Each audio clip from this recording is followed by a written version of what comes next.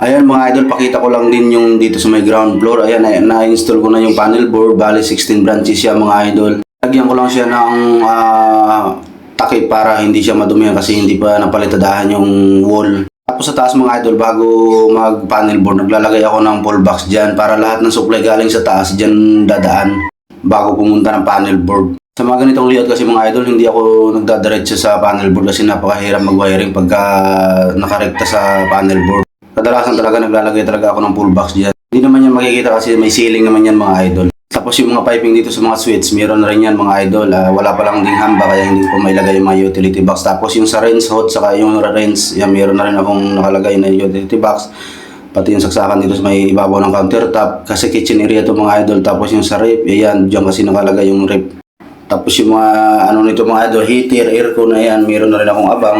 Siguro baka next week mga idol mag-ceiling na sila dito para makapag-umpisa na rin ako makapag-wiring para sa mga ilaw.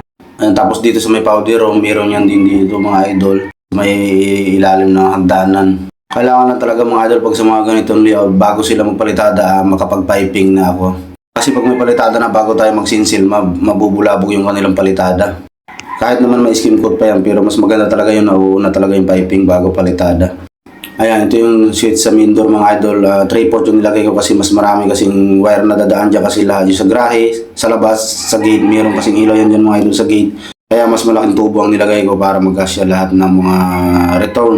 Ayan yung tubo na yung mga idol yan yung papunta sa may gate, sa may pedestrian gate. Meron kasing dalawang ilaw.